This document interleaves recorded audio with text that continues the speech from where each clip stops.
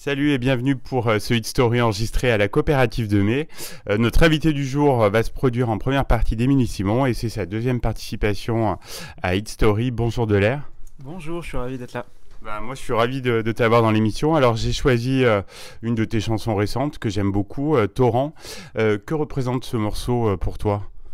C'est un morceau qui a été un peu une arlésienne dans mon projet. C'était vraiment un morceau dont l'instru est arrivé assez vite, la production en tout cas. J'avais envie de rendre un hommage à des artistes allemands que j'adore, à la techno-pop allemande, un peu comme Howling ou Ham, des choses comme ça. Et donc l'instru est arrivé assez vite. En plus, j'ai eu la chance de travailler dessus avec des artistes que j'aime beaucoup comme Solon ou Disorder, qui sont des gens d'ici et des très bons producteurs. Et en fait, le texte a mis un an à arriver. En fait, j'avais vraiment cet instru qui était presque une pièce de musique électronique qui aurait pu sortir telle quelle. Et le texte a mis beaucoup de temps. Et quand j'ai trouvé le texte, ça a été vraiment une libération. Et ça m'a permis d'avancer aussi voilà, sur la suite du projet, quoi. C'était vraiment... C'est un des titres qui, pour moi, résume le mieux ce que j'essaie de faire, en tout cas ce que j'ai essayé de faire sur ce premier EP, quoi. C'est vrai que l'idée est venue lors d'un voyage à Berlin. J'ai vu ça, oui. Ouais, tout à fait. Il y a un moment donné où j'ai découvert un peu toute cette scène-là. Et un des rêves que j'avais autour de ce projet-là, c'était d'arriver à chanter en français sur ce type d'instrumentation, quoi. Après, maintenant, ça a un petit peu évolué. Il n'y a pas que Berlin, mais c'était un titre qui était un gros enjeu pour moi. Et dans ce morceau, tu te glisses un peu dans la peau d'un personnage un petit peu étrange, on pourrait dire. Ouais, tout à fait. En fait, il y a eu tout est parti de je marchais pieds nus quand le ciel est tombé. J'avais ça qui était écrit dans une note dans mon iPhone qui était là depuis des mois. Et je me suis dit pourquoi pas finalement partir dans la description un peu d'un monde qui est en train de s'arrêter. Et puis j'avais aussi envie de le mettre en parallèle avec ce que ça fait d'être dans la vingtaine en fait, et cette espèce de paradoxe d'avoir une vie qui est très resserrée, très, très courte, et en fait avoir déjà l'impression d'en avoir vécu plein et de pas savoir toujours quoi en faire. Et donc je me suis dit tiens, je vais faire une espèce de personnage qui a un peu 1000 ans, qui a tout vu, puis qui en même temps il y a encore un peu de place pour s'émerveiller parce il met de la poésie dans ce qu'il voit, et en même temps il est fatigué, quoi. Oui. Voilà, donc il y avait cette espèce de paradoxe, quoi. Et au niveau musical, c'est un subtil mélange de chansons françaises et puis de sonorités électroniques. C'est pas si fréquent en fait dans la musique. Au final, quand j'ai commencé le projet un peu naïvement, j'étais pas finalement, j'étais pas très aguerri sur la chanson française. Et puis au fur et à mesure du temps, j'ai quand même vraiment creusé des artistes comme Flavien Berger, des choses comme ça et au final on se rend compte qu'il y a vraiment une scène électro, pop française en français, même en français electronica, quoi, qui est vraiment là. Et donc j'essaye à mon niveau de m'inscrire un peu là-dedans, quoi. Et après, ce qui est assez rigolo, c'est que c'est une chanson qui a deux versions aussi. Oui, j'allais t'en parler, tu vois. Ouais. Et la première version est sortie en single, et elle était un peu plus brute, un peu plus allemande, on peut dire. Et sur la deuxième version, qui est la version EP, j'ai changé la fin, j'ai changé le mix, et je suis allé, du coup, j'ai collé mes influences un peu breakbeat et un peu londoniennes dessus. Et c'était... En fait, ce morceau-là, c'était un peu mon terrain de jeu, vraiment électronique, quoi. Donc je me suis dit, c'était un petit clin d'œil, quoi, de mettre les deux versions. Et alors, laquelle on diffuse après l'entretien ? Il vaut mieux diffuser la nouvelle version parce qu'elle a pas été encore très écoutée, parce qu'elle est sortie il y a très, très peu de temps. Et d'ailleurs, il y a un clip qui sort dessus, sur cette version en particulier, qui sort dimanche.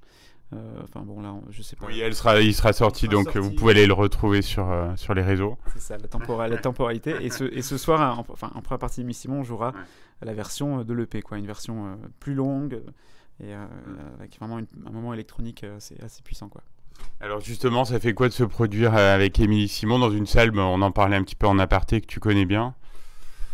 C'est beaucoup d'honneur, beaucoup de joie. En plus, c'est complet ce soir, donc on va avoir je pense une belle émulation dans le public, et ça, c'est super.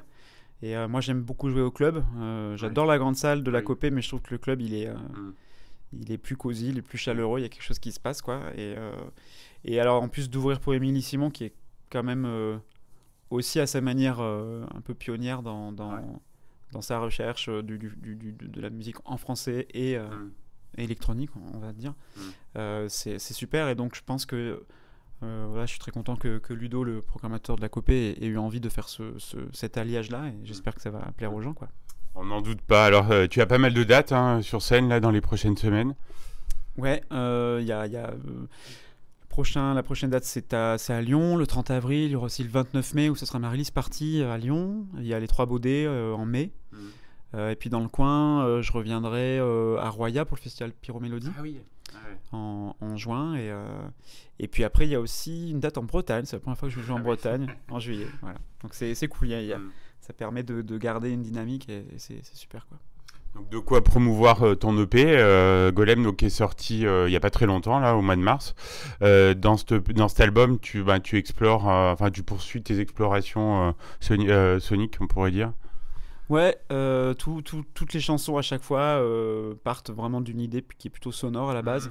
Et c'est après que le texte arrive, c'est d'abord un paysage musical, c'est d'abord une sonorité, parce que en fait, il y a des jours où je vais au studio simplement pour rechercher des nouveaux sons et fabriquer de la texture, et le texte arrive plus tard. Alors, cet EP-là, il est fabriqué dans ce sens-là, mais l'EP qui va arriver sera à l'inverse. Ah oui. Donc c'est ça j'ai hâte aussi d'avancer là-dessus, c'est que maintenant, je m'interdis, entre guillemets, de commencer à fabriquer de la musique avant d'avoir un texte. Ah oui.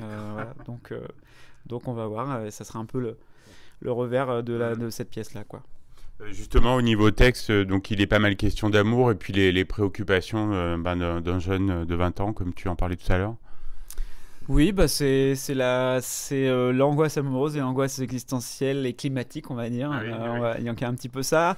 Après, c'est pas forcément c'est pas forcément que des relations amoureuses. Ça parle aussi beaucoup d'amitié. Moi, je trouve que je suis assez passionné par les relations, comment on les mène, comment on les conserve, pourquoi elles s'arrêtent, pourquoi. Et voilà, pour moi, chaque relation qu'on entretient, c'est comme un personnage, et au final, c'est comme une chanson. Donc, c'était assez naturel d'écrire sur ces sujets-là, quoi. Récemment, tu as repris Bashung avec La Nuit Je Mens. C'est un des artistes qui a le plus compté pour toi? Et bah, en fait, paradoxalement, il compte maintenant.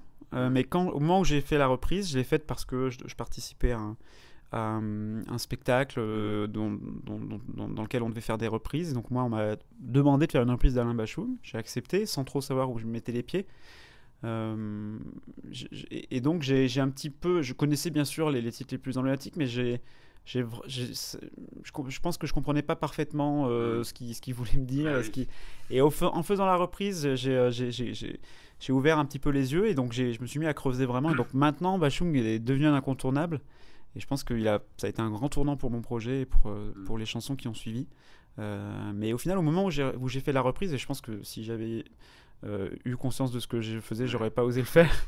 Mais au moment de faire la reprise, peut-être je mesurais pas l'importance qu'il allait avoir par la suite sur moi et sur la suite du projet, quoi. Tu travailles pour d'autres artistes, comme Adèle Coyot, qu'on avait eu sur cette antenne récemment, ou Melba. Tu dois pas chômer? Non, je m'ennuie pas. Et surtout cette année,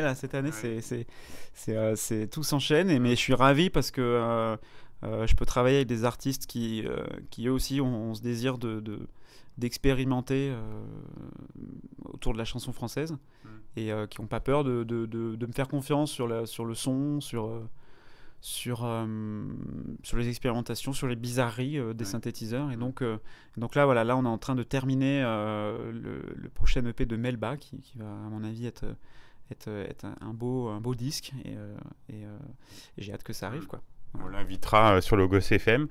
Dernière question, Delair, quels sont tes projets là pour les prochaines semaines? On a compris qu'il y avait un nouvel EP qui arrive bientôt.